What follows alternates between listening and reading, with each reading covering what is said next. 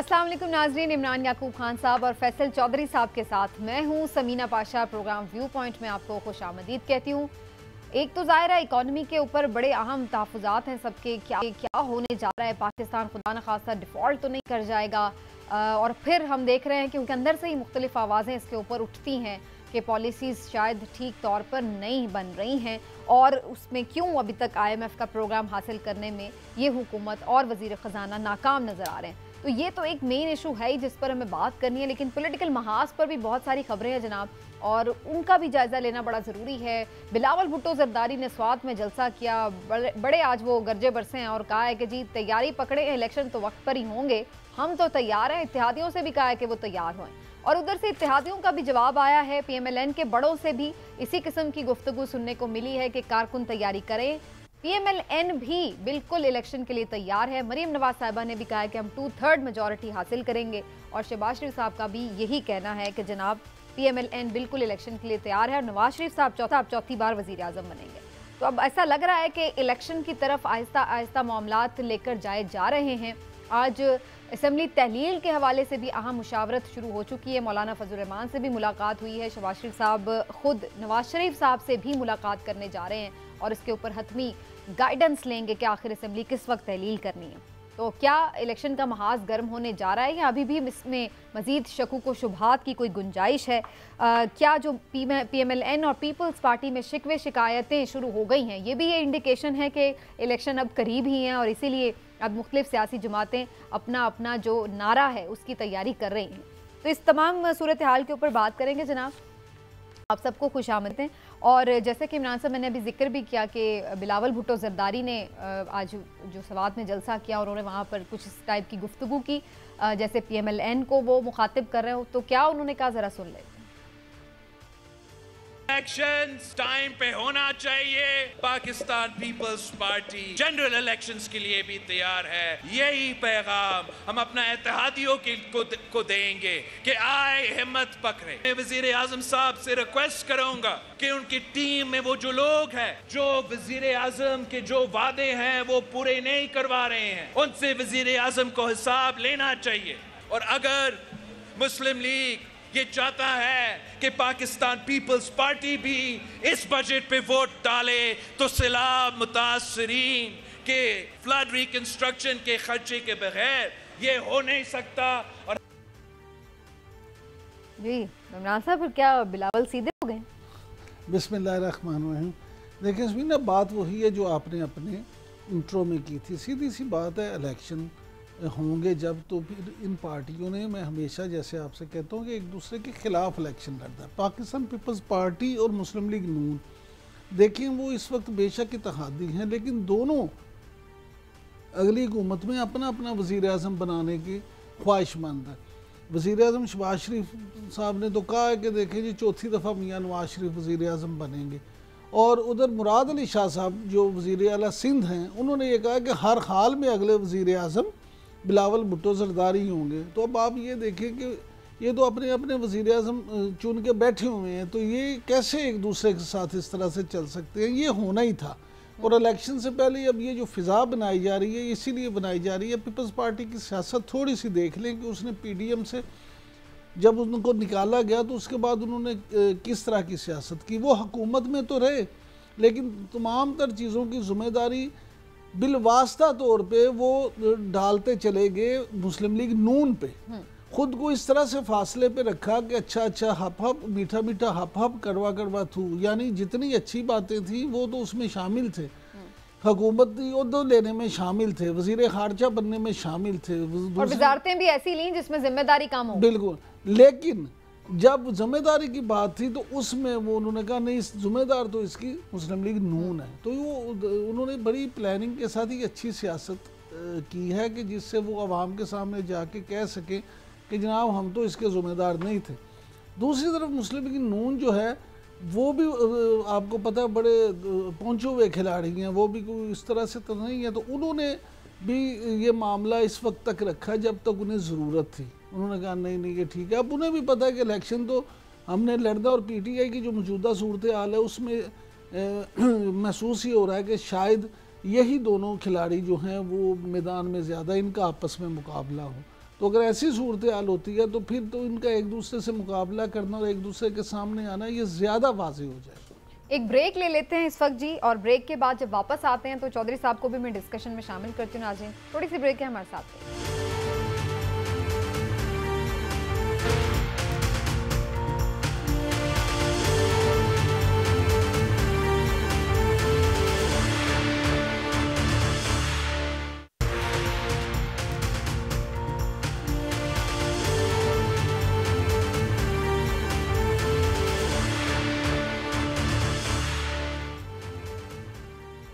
जी welcome back नाजरीन। तो बात हो रही थी कि इलेक्शंस ऐसा लग रहा है कि करीब हैं फाइनली, और ये भी कि अब हमें नज़र आ रहा है कि PMLN और पाकिस्तान पीपल्स पार्टी आपस में कुछ शिकवे शिकायत शुरू कर चुकी हैं।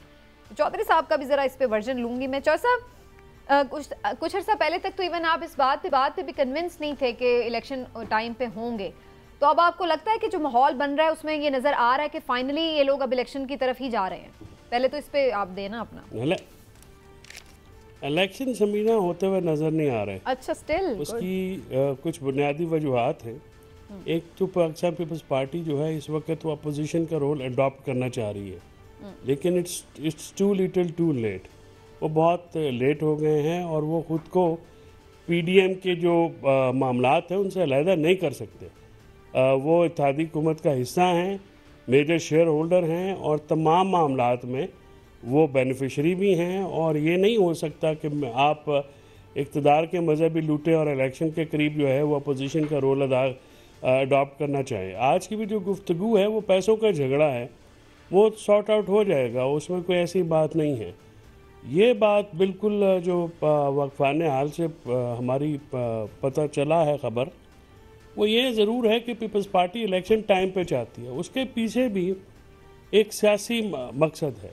जैसे इमरान साहब ने ये कहा ना कि वो अपना वज़ीर-ए-आज़म बनाना चाहते हैं, तो पीपल्स पार्टी को ये लगता है कि अक्टूबर में इलेक्शन कराएंगे तो नून लीग को डज पड़ेगी, जो कि बिल्कुल पड़ेगी, क्योंकि माशी हालात ऐसे हैं कि उसमें नून लीग जो भी करे उसका जो उसकी मायूस कुन कारकर्दगी है और वो जो है उनको उनके आड़े आएगी। और यही डर है नून लीग को कि उनका अपना वोटर जो है, क्योंकि ख़ासकर अर्बन एरियाज़ में से है और मिडिल क्लास में से में है, तो जो वोट उनको मिलने हैं तो वो भी ये ख़तरा का ये जो है वो उनको शिकार हैं कि शायद वो भी ना निकले।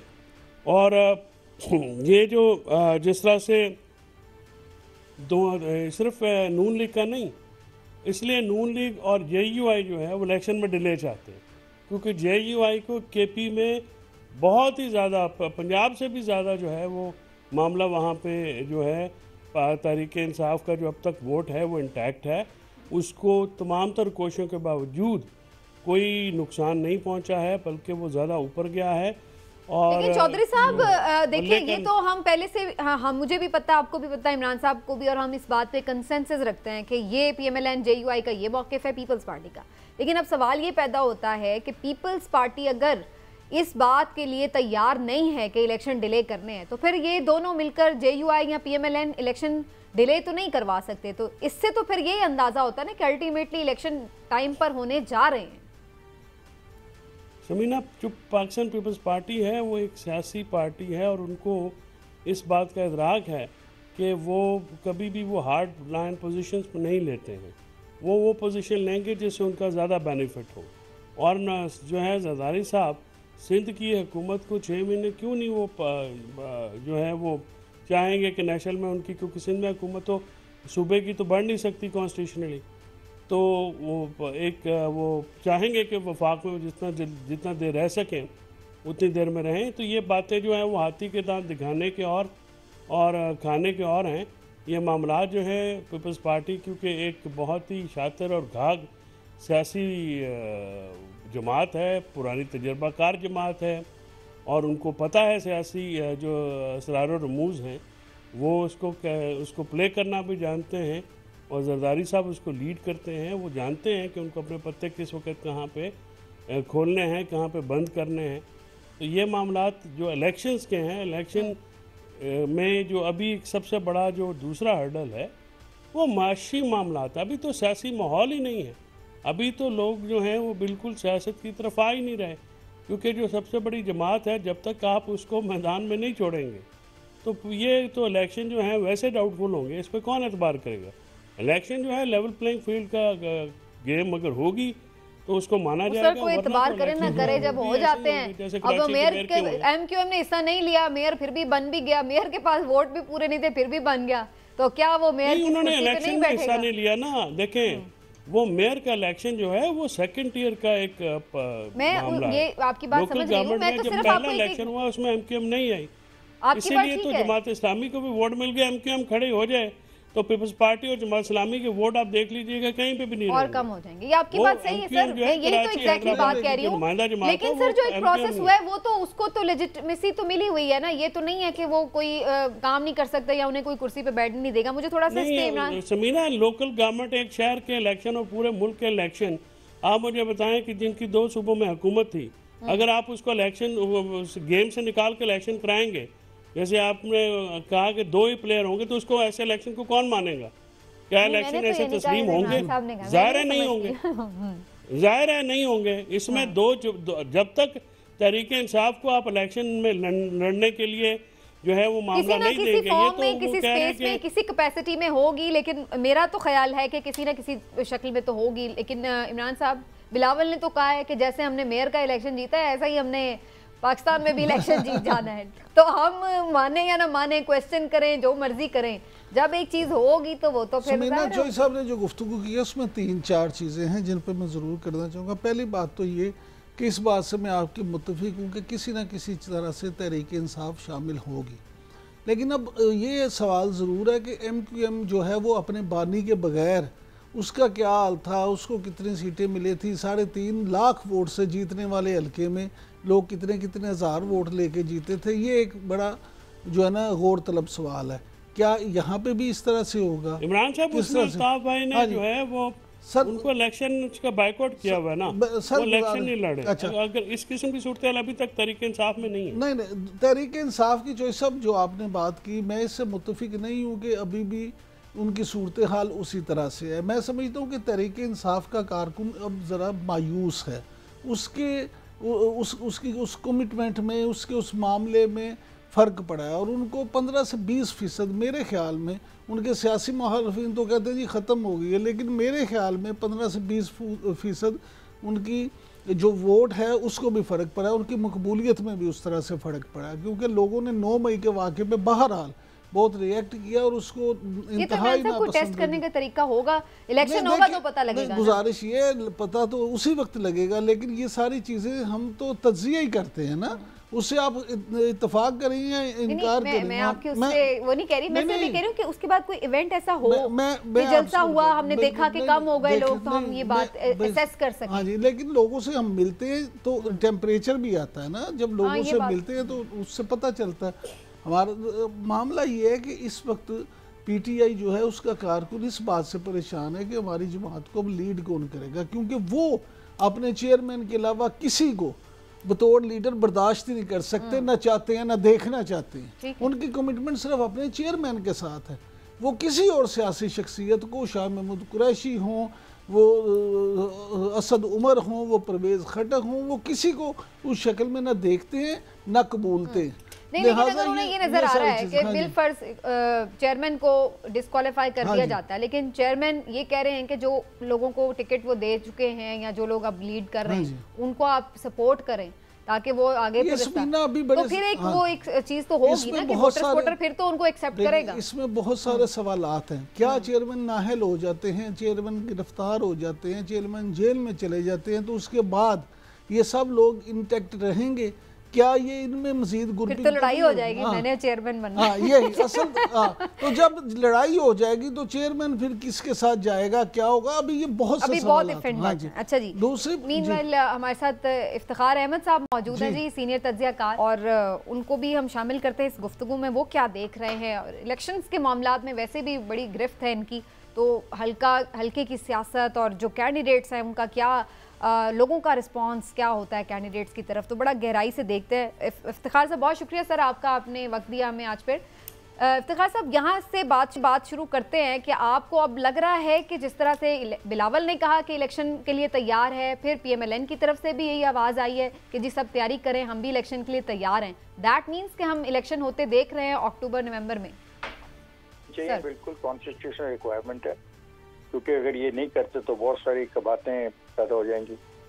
सदारत का जो इलेक्शन है वो तो खैर अब नहीं हो पाएगा, असेंबलियाँ ख़त्म हो चुकी होंगी, तो केयरटेकर कुछ भी नहीं कर सकते। तो ये कि chairman senate will become the president, लेकिन उसके बाद जो अगला मसला था वो था मार्च में सेनेट के इलेक्शनों का। अगर असेंबलियाँ नहीं होती तो मार्च के इलेक्शन भी नहीं हो सकते थे, और ये हो नहीं सकता कि सेनेट मुकम्मल ना हो। तो ये फैसला बिल्कुल दुरुस्त है कि according to the constitution they should go for the election, और अगर वो इलेक्शन के लिए तैयार हैं तो ये खुशगवार तब्दीली है इनके रवैयों में। हमें इसको खुशामदीद कहना चाहिए और सबको तैयारी करनी चाहिए।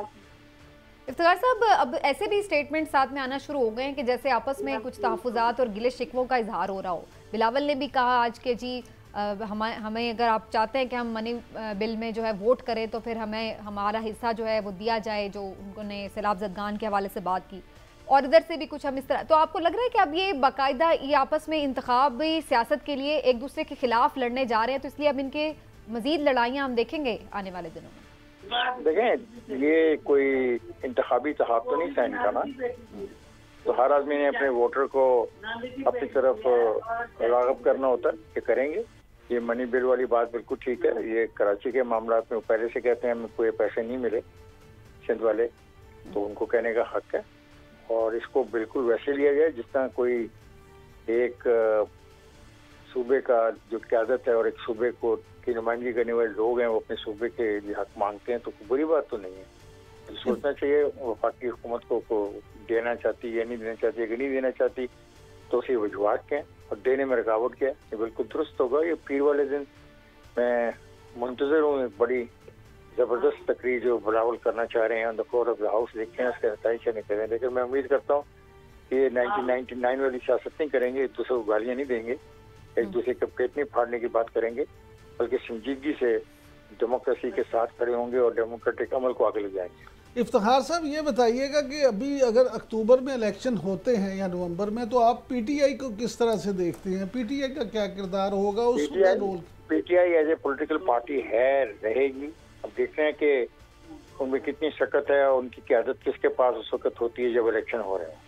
तो मैंने बहुत पहले कहा है कि अगर तो तस्लीम कर ले और हाशमी साहब को उनका मौजूदा जो सरबराह है तो उसके लिए बेहतर है, वरना वो मुश्किल हो जाएगी पार्टी के लिए। पार्टी अगर लीडर रिलैक्स हो जाएगी तो फिर बहुत मुश्किल होगी। अगर उसका कोई लीडर होगा तो फिर कम से कम वो इलेक्शन के कैंपेन में जा सकते हैं और काफ़ी अच्छी परफॉर्मेंस भी दे सकते हैं। आप देखिएगा वो अच्छे खासे वोट भी लेंगे, ऐसी कोई बात नहीं है।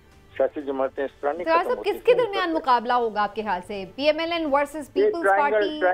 ट्रायंगल होगी और मुख्तलिफ हल्कों में मुख्तलिफ सूरत होगी। You can't predict, but triangle होगा और इसमें PTI भी शामिल हो सकती है कुछ हल्कों में, और कुछ हल्कों में पीपल्स पार्टी ने कोशिश की थी, लेकिन मेरे ख्याल पीपल्स पार्टी का इत्मीनान कम हो गया पंजाब में। और वो आज जो तकरीर की है उसने सवात में, तो उन्होंने एक नए सूबे से इलेक्शन कैंपेन का भी आगाज कर दिया। तो इससे नजर आता है कि शायद उनको पंजाब में इतनी उम्मीदें नहीं रही कुछ ज़्यादा कामयाबी हासिल करने की। सो उन्होंने ये भी कोशिश शुरू कर दी है कि खैबर पख्तूनख्वा में जाके वो कोशिश करें, बिकॉज खैबर पख्तूनख्वा में भी उनका वोट बैंक है, कि है भी वोट बैंक ओवर देयर। लेकिन PMLN के बारे में क्या देख रहे हैं? क्या नवाज शरीफ साहब वापस आ सकेंगे, लीड कर सकेंगे? कुछ उनके लिए रास्ते खुल रहे हैं? उनके रास्ते में जो एक रुकावट पहली तो है उनकी मुद्दत जो है, उसके बारे में कल ही सेनेट ने एक फैसला किया। एक दो मुकदमात और हैं, उनकी जो कानूनी माहिरीन की टीम है उस पर काम कर रही है। साफ ज़ाहिर है कि जब उनके मुकदमात बिल्कुल ख़त्म होंगे और उनके बाद क्लीन चिट होगी तभी वो आएंगे, वैसे तो वो नहीं आएंगे। और वो इस बात का भी यकीन करेंगे कि जब वो आए तो उनका ऐसा इस्तकबाल हो जो तारीखी तौर पे काफ़ी मजबूत लोग हों वहाँ पे। ठीक, तो इफ्तिखार साहब, नदीम अफजल चंद साहब ने भी आज एक बात की है। उनका कहना है कि अगर पीपल्स पार्टी PTI से इत्तेहाद करती या उनसे सीट एडजस्टमेंट करती तो वो ज़्यादा बेहतर होता, बजाय इसके कि वो PMLN की तरफ जाए। तो करे ना, नदीम अफजल कर लेना वहाँ पे मंडी बहुजन। अच्छा। वो तो बेचारे वैसे ही लग रहा था सियासत ही छोड़ने वाले हैं, काफी वो परेशान लग रहे नहीं, मंडी भाजन में कल है ऐसे लोग ऐसी बातें करते हैं, हैरानगी होती है। कल कुछ बात करते हैं, आज कुछ बात करते हैं। सियासत एक बड़ा अजीब किस्म का अमल होता है। इसमें आदमी को लंबे अरसे के लिए तैयारी करनी चाहिए। ये नहीं कि रोजाना अपने मौकफ करें सजाद हसन की तरह और लतीफ खोसे की तरह, ऐसा नहीं होता। वो हैं पीपल्स पार्टी में, सपोर्ट वो पीटीआई को कर रहे हैं, ऐसे नहीं पॉलिटिक्स चल सकती है। ठीक है, बहुत शुक्रिया आपका इफ्तिखार अहमद साहब, thank you so much sir, आपने वक्त।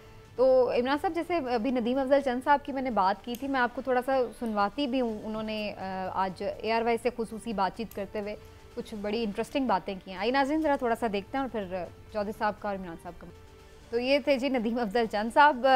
चौधरी साहब, आपको ये नदीम अफजल चंद साहब की गुफ्तगू से क्या अंदाज़ा हो रहा है? वैसे तो उन्होंने इस इंटरव्यू में ये भी कहा कि मैं तो खुद सोच रहा हूँ कि सियासत ही छोड़ दूँ, जिस नहज पर हम सियासत को ले आए हैं। तो आपके नज़दीक वैसे ये जो मशवरा उन्होंने दिया पीपल्स पार्टी को कि PTI की तरफ जाते हैं, ये सेन मशवरा आपके ख्याल से?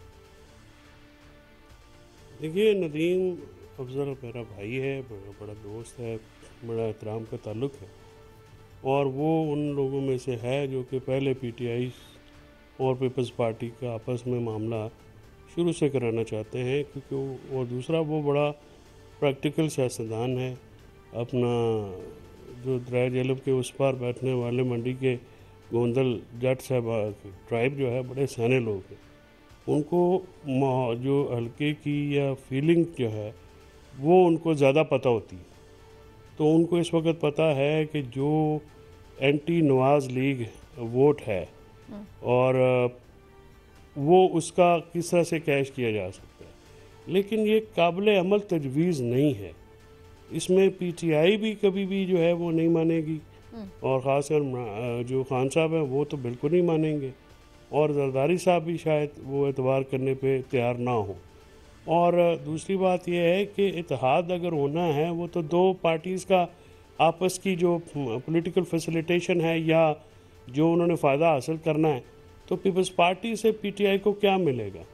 पीपल्स पार्टी को तो PTI से इस इत्तेहाद में बहुत कुछ मिल जाएगा, लेकिन PTI को क्या मिलेगा? लिहाजा वो क्यों इस इत्तेहाद के लिए जाएंगे जिसमें से उनको कोई हासिल वसूल नहीं है, और उनको जो है अपने वोट जो है वो पीपल्स पार्टी की गोद में फेंकने की क्या ज़रूरत है? तो ज़ाहिर है वो कोशिश करेंगे सबसे पहले तो वो खुद इलेक्शन लड़ें, और अगर वो इलेक्शन नहीं लड़ते या उनका कोई धड़ा इलेक्शन लड़ता है तो उसको ब्लेसिंग्स तो किसी न किसी सूरत में खान साहब की होंगी, तो वही धड़ा कामयाब होगा।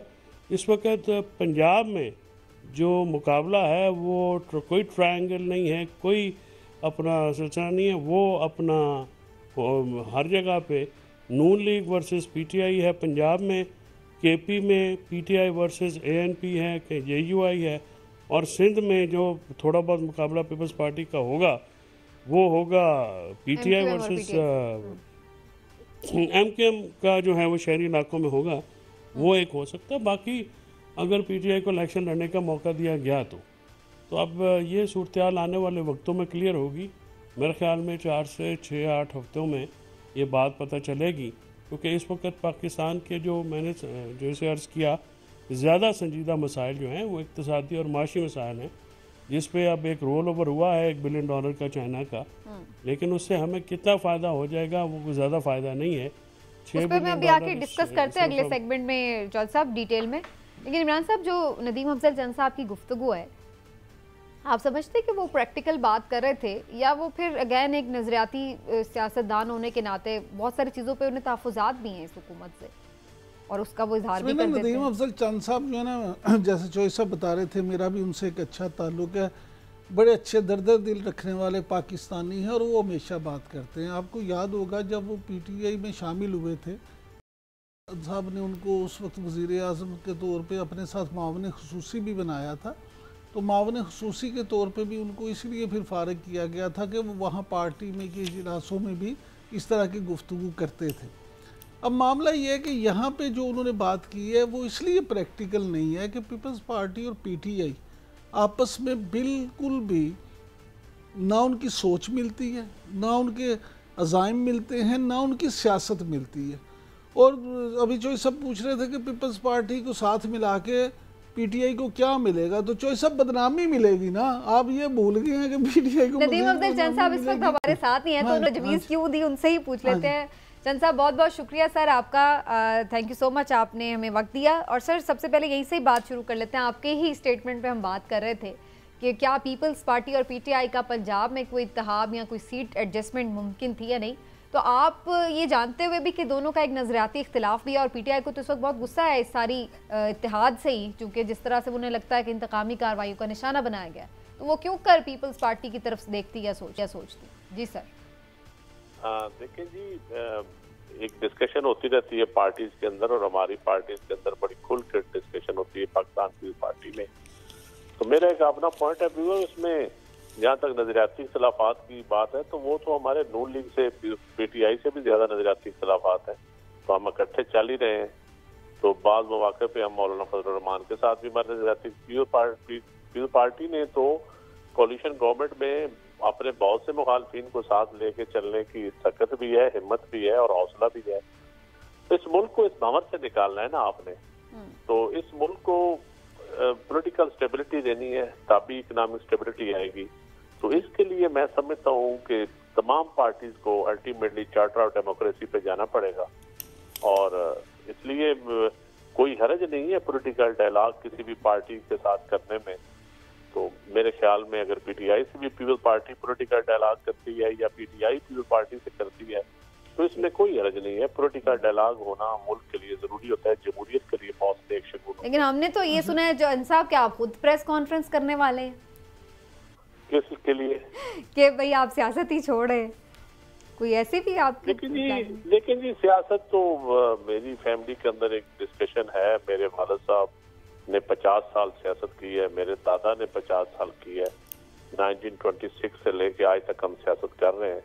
तो कभी बंदा थक भी जाता ही है, रेस्ट भी करनी चाहिए, कोई इसमें कोई हर्ज नहीं है। लेकिन हम अपने हल्के के अवाम हम हमेशा प्यार करते हैं। सरगोदा जिला और मंडी बहाउद्दीन के जिला के लोग हमारी फैमिली से हमेशा अपोजिशन में भी हम रहे हैं, रगड़े भी खाए हैं तो प्यार किया, इक़्तिदार में रहे हैं तो लोगों के साथ हमारा जीना मरना है। उसमें कुछ सियासत का अमल दखल नहीं है। वो हमारा एक रवायती, एक डेरादारी, एक हमारा अपने लोगों से प्यार का तल्लुक है। हम सियासत में रहे ना रहे, जीते हारे, तो हमारे दरवाजे नहीं बंद हो सकते लोगों के लिए कभी भी। ये हमारा एक फैमिली का वतीरा है और ये इंशाल्लाह कायम दायम रहेगा। हमारी नस्लों में हम लोगों की खिदमत करते रहेंगे। सियासत जी जी जी जी इमरान साहब कर लें। हाँ जी चंद साहब, दो चीज़ें हैं। एक तो ये कि आप जैसे लोग भी अगर सियासत से चले जाएंगे तो जो थोड़े बहुत लोग रह गए अच्छे, उन जिनसे हमें उम्मीद है, वो तो मुल्क का तो नुकसान होगा। आप इस मुल्क को बंवर से निकालना चाहते हैं तो फिर तो आपको साबित कदम ही करना चाहिए। बिल्कुल से देखिए आमिर भाई, आपकी बात ठीक है, लेकिन आप इस जितनी सियासत महंगी हो गई है और जो पॉलिटिकल क्लास का हाल हो गया है, जितनी करैक्टर की बैंकरप्सी हो गई है और हमारा सिस्टम जिस तरह bureaucratic system, judicial system collapse कर गए। अब देखें, अगर आप एज ए इंडिविजुअल आप कंट्रीब्यूट ना कर रहे हो तो लोगों को भी आपसे उम्मीदें होती हैं, लोग आपके साथ बड़ी उम्मीदें बांधते हैं। और इस वक्त हम इलाकों में, हल्कों में बैठने वाले लोग हैं, यकीन करें ना कोई थानों की हालत है, ना कोई अदालतों की हालत है, ना कोई हॉस्पिटल की हालत है। लोग रो रहे हैं और दिल रोता है जब कोई बंदा आ जाता है, गरीब आदमी जिसकी एक गुर्दा फेल होता है और वो कहता है मेरा ऑपरेशन ही करवा दे। तो अल्लाह भला करे। सर वो तो जो गरीब आदमी तो जो रूल रहा है वो तो बेचारा हमेशा ही रूल रहा है, लेकिन अभी तो ये भी रूल रहा है ना। अब देखें, अब जब लोग आपके पास आए और आप बेबस हो जाएं, उस बेबसी का इजहार फिर आप कैसे कर सकते हैं? लेकिन सर मैं तो इस पे परेशान हूँ ना, जो आपके वालिद के भी साथ हुआ। आपके इलाके में लोग कत्ल हो जाएं, आप उनके मुल्ज़िमों को ना पकड़वा सके, आपके बेचारे लोग आपके पीछे, आपकी सियासत के पीछे इस जुल्म की चक्की में पिस जाएं और अल्टीमेटली सियासत की भीड़ चढ़ जाएं, तो फिर वहाँ सोचना पड़ता है कि हम लोगों की और कुर्बानियां कितनी देर। सर आप तो अपने घर वालों को नहीं इस वक्त तो ऐसे लग रहा है सेव कर पा रहे। अभी हम आपका ट्वीट भी मैंने देखा, जब आप घर वालों का इशू नहीं है मेरा, इसलिए इशू नहीं है, कोई नहीं, वो करते रहे। हम आती है शुरू से, हमने मुशर्रफ की भी मार खाई है, हम बड़े बड़े मारे खाई है, कोई इशू नहीं है हमारा, अपनी जात का कोई इशू नहीं है। तो जहाँ तक अवाम का तल्लक है, अवाम इस वक्त अशराफिया की तरफ देख रही है और अशराफिया सच्ची बात जो है गुड्डी गुड्डी खेली जा रहे हैं, कोई अवाम का हाल नहीं है। तो अवाम का हाल जो है साहब ये बताएं सर कि ये आपने ये भी अंदिया दिया और ये भी बात ये है कि पीपल्स पार्टी तो वक्त पे इलेक्शन चाहती है, लेकिन दो इत्तेहादी जो JUI और नून जो हैं वो वक्त पे इलेक्शन नहीं चाहते। तो पीपल्स पार्टी का और आपका पर्सनल क्या ख्याल है कि ऐसी पहले ही एक मुल्क में आइनी बहरान है, तो इस जो सारा जो ये अप्रोच है आपके इत्तेहादियों की उसका क्या होगा? और दूसरी बात यह है कि माशी तौर पे क्या कोई आपको नज़र आता है कि हुकूमत जो PDM की जमातें, क्योंकि पीपल्स पार्टी PDM में शामिल नहीं है, इत्तेहादी है, तो PDM के जो सरबराहान हैं उनके पास कोई ऐसा माशी प्रोग्राम है जो मुल्क को दलदल से निकाल लेगा आने वाले चंद हफ्तों में? देखिए जी, मुल्क दिवालिया होने से तो बच गया है और मेरे ख्याल में इलेक्शन जो है वो अपने टाइम पे होने चाहिए। और आज बिलावल साहब ने बड़ा ओपनली कहा है कि हम अपने टाइम पे इलेक्शन करवाने के हमायती हैं और हम लड़ने के लिए तैयार हैं। तो पीपल्स पार्टी तो किसी सूरत नहीं चाहती कि अक्टूबर या जो भी आईनी मुद्दत पूरी करने के बाद जो डेट है उस पर इलेक्शन एक दिन भी उससे आगे हो। तो मेरे ख्याल बड़ी क्लियर लाइन है हमारी जो उसके ऊपर। और रहेगी बात इकॉनमी की, तो मेरे ख्याल में अब इलेक्शन के बाद ही जिस पार्टी को भी मैंडेट मिलेगा तो इंशाल्लाह मुझे उम्मीद है स्टेबिलिटी आएगी और पॉलिटिकल जमातों में अल्टीमेटली उनको सोचना पड़ेगा कि इस मुल्क को आगे लेके चलना है। कि लोग ये तो देखते हैं कि अपने इक़्तिदार के लिए ये मिल बैठते हैं, लेकिन अवाम के लिए, इकॉनमी के लिए, रूल ऑफ लॉ के लिए, इस जुडिशल सिस्टम को बेहतर करने के लिए, लोकल बॉडीज के इलेक्शन के लिए, अच्छे लोकल बॉडी सिस्टम के लिए अगर सियासतदान आपस में नहीं मिल बैठेंगे तो मेरे ख्याल में फिर ये। लेकिन जन साहब, आप समझते हैं कि अगर PTI को माइनस करके या किसी भी तरह उनको अगर इलेक्शन में नहीं आने दिया जाता, उस तरह हिस्सा नहीं लेने दिया जाता, तो फिर भी इलेक्शन के बाद स्टेबिलिटी आ सकेगी अगर एक बड़े जमात को आप इस तरह से इलेक्शन? देखिए, पाकिस्तान की तारीख में कोई भी जमात पॉलिटिकल तरीके से ही अगर माइनस हुई है तो हुई है, टेक्निकली कोई भी माइनस नहीं होता। ये लोगों की ख्वाहिशात तो हो सकती हैं, मेरी हो या किसी और की हो, लेकिन ऐसा होता नहीं है कभी। तो इलेक्शन होंगे, सारी पार्टियां हिस्सा लेंगी, किसी पर पाबंदी नहीं है। अगर खुद लोग छोड़ रहे हैं तो इस पे किसी और का क्या है? मेरे ख्याल में लोगों को फेस करना चाहिए। यहाँ लोगों ने काल कोठरियां, शाही किले बर्दाश्त, फांसियां ली हैं।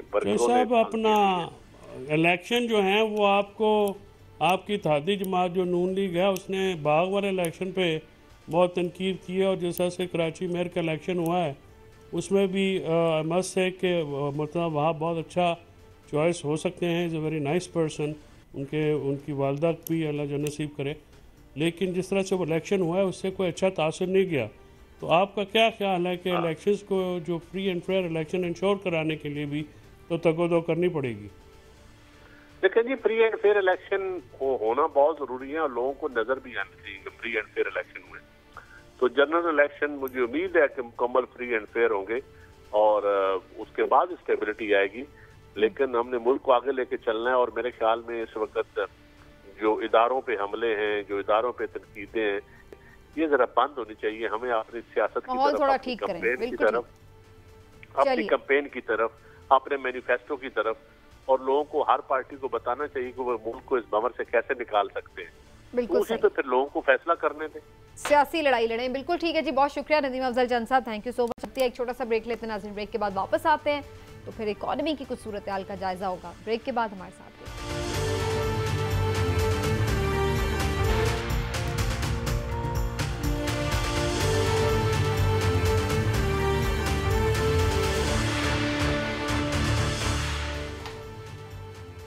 वज़ीर ख़जाना कह रहे हैं कि जी डिफ़ॉल्ट का कोई ख़तरा नहीं है, पहले से भी शोर किया जा रहा था, ऐसा कोई मसला नहीं है, पहले भी अदायगियाँ की हैं, बैरूनी अब भी कर देंगे, बंदोबस्त मौजूद है। साथ ही साथ वो ये भी कह रहे हैं कि जो IMF की डील नहीं हो रही उसकी वजह यह है कि पाकिस्तान के खिलाफ जियोपॉलिटिकल साजिश हो रही है। तो ये साजिश क्यों, किस मफाद की खातिर कर रहा है, ये जानना भी बड़ा ज़रूरी है।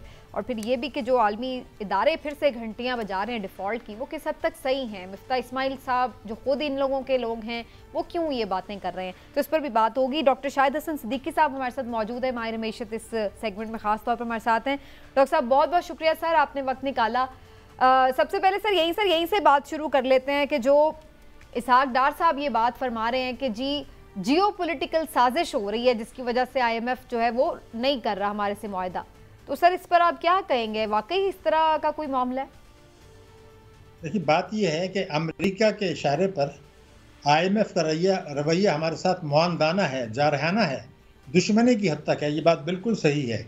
लेकिन अगर कानूनी पोजीशन देखी जाए तो हमने उनके साथ जो मामला तय किए, मौजूदा हुकूमत ने, उसने उनसे बार बार इनराफ किया और उन्होंने बजट पर जो एतराज़ात किए हैं वो हैं जो हम खुद भी कहते रहे हैं, जो मुस्लिम लीग नून कहती रही है, वही उन्होंने भी एतराज़ कर दिया। तो उस वक्त तो ये बात कहना ज़्यादती है। लेकिन हैविंग सेड दैट, मैं बरस से ये कह रहा हूँ कि अमेरिका न्यू ग्रेड गेम के तहत पाकिस्तान को गैर मुस्तहकम करना चाहता है, पाकिस्तान की मईशत को तबाह करना चाहता है, और इसमें हमारे हुकूमतों ने जो है ताउन किया है अपने इक़दामात के ज़रिए, ऐसे फैसलों के ज़रिए जो नाकाबिल फ़हम है। लेकिन 2023 में पाकिस्तान के डिफ़ॉल्ट का कोई इम्कान नहीं है, और पाकिस्तान जब भी खुदा न खास्ता डिफ़ॉल्ट करेगा, हुकूमत पाकिस्तान की मर्ज़ी से करेगा। अगर हुकूमत पाकिस्तान तैयार नहीं होगी तो कोई हमें मजबूर नहीं कर सकता कि हम डिफ़ॉल्ट करें।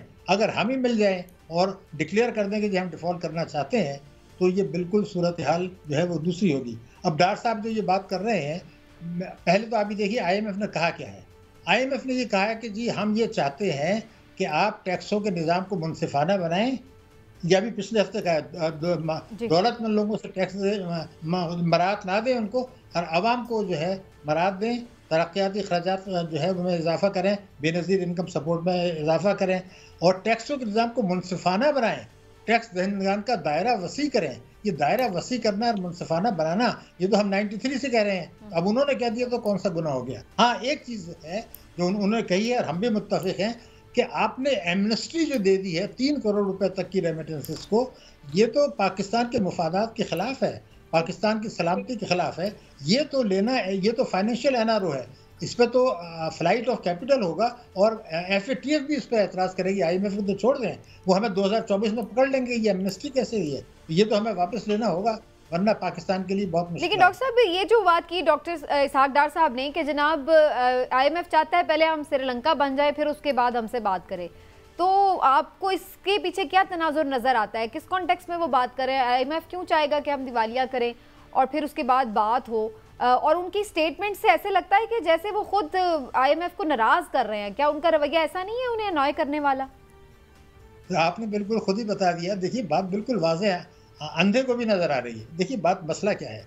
मसला ये है कि हुकूमत अब ये समझ रही है कि 30 जून को ये प्रोग्राम ख़त्म हो जाएगा और हमें किस्त शायद ना मिले, लेकिन 2024 में हमें IMF के पास जाना पड़ेगा हर हालत में, हर कीमत पर, और हम उनसे कहेंगे $7.5 अरब का आप हमें कर्जा दें 3 साल के लिए। मगर यहाँ एक बहुत बड़ा मसला पैदा हो रहा है जिस पर अभी लोग गौर नहीं कर रहे। वो ये है कि वो अगले माली साल में IMF के पास कब जाएंगे?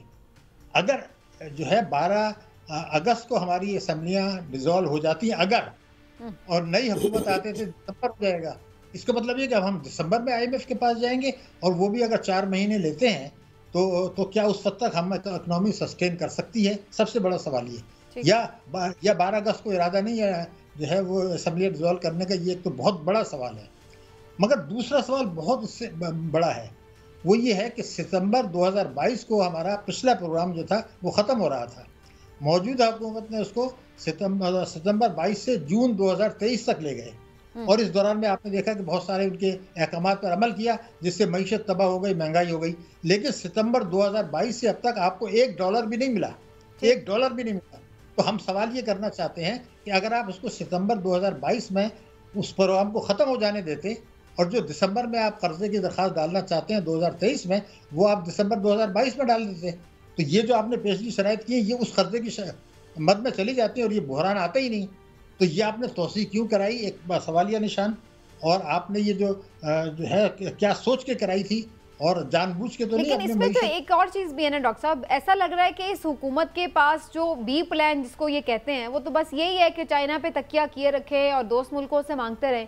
अभी चाइना को हमने वापस किए पैसे, फिर कल रात उनसे हमने 1 अरब डॉलर फिर अपने स्टेट बैंक में मौसूल हो गए, हमें वसूल कर लिया हमने। तो ये क्या हम अजीब सा एक गेम है, उनसे लेते हैं, उन्हीं को देते हैं, फिर वापस वो उनसे मांग लेते हैं।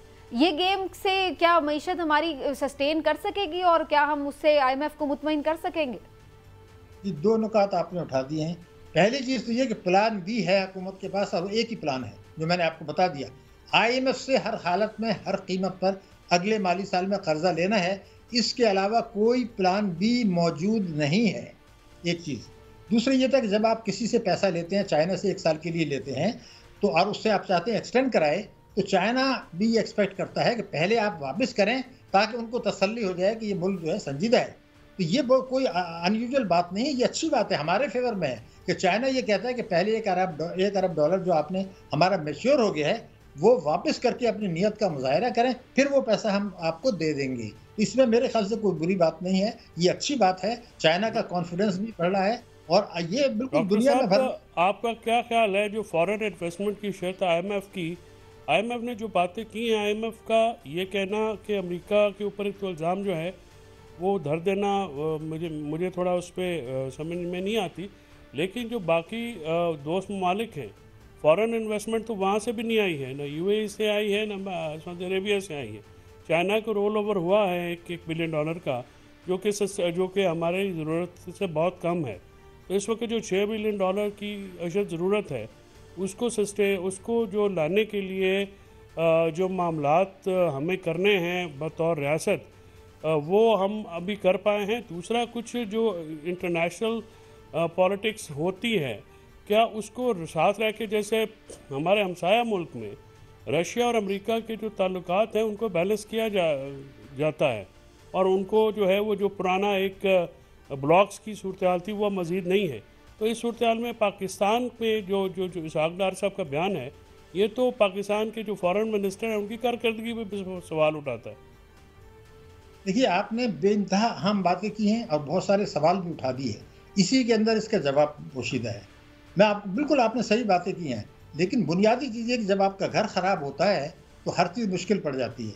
मैं आपको एक मिसाल दे दूँ, 1994 में भारत की मईशत तबाह बर्बाद हो गई थी।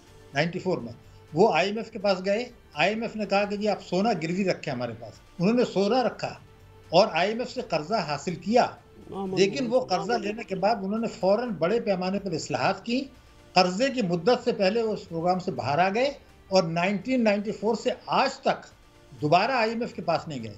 हम 1993 से अब तक जो है 12 मरतबा जा चुके हैं, अब 13वीं में तैयारी कर रहे हैं। तो पहली बात तो ये है, हम चाहते ही नहीं है कि IMF के प्रोग्राम से बाहर निकलें।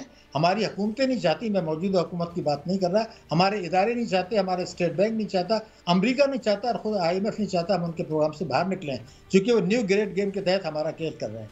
दूसरी बात जो है ना, जो आपने नुकात उठाए हैं, देखिए बात ये, पाकिस्तान में फॉरेन डायरेक्ट इन्वेस्टमेंट अच्छा कई दिहाइयों से तो कभी नहीं आया।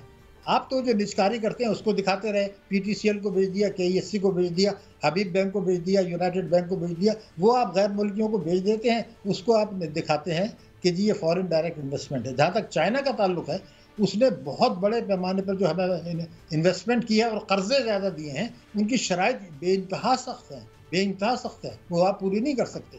तो हमारा मसला ये है कि अगर हमें IMF के पास नहीं जाते तो चीन भी हमारी मदद नहीं करेगा, क्योंकि हमारा घर ख़राब है। हमारा साबिक सदर, हमारे वज़ीर दफ़ा, हमारे सियासतदान कहते हैं हम डिफ़ॉल्ट कर गए, हम तो बैंकरप्ट हैं। अरे भाई, जब आप दुनिया को ये बताएंगे और आपकी मईशत भी तबाह होगी, IMF के साथ आप गलती पे गलतियाँ करेंगे और उनको गालियाँ भी देंगे, फिर उनसे दरख्वास्त भी करेंगे, तो ये चीज़ें चलती नहीं हैं। मुझे तो ऐसा लग रहा है कि ये कौम ने अब एक्सेप्ट कर लिया है कि खुदा न खास्ता आगे चल के या तो हमें डिफ़ॉल्ट करना है, खुदा न खास्ता, या अमेरिका से कहना है कि जी हम डिफ़ॉल्ट करने जा रहे हैं, आप बचाना चाहते हैं तो बचा लें, आपकी शराइत क्या होंगी। वो शराइत सोचते हैं तो खौफ आता है।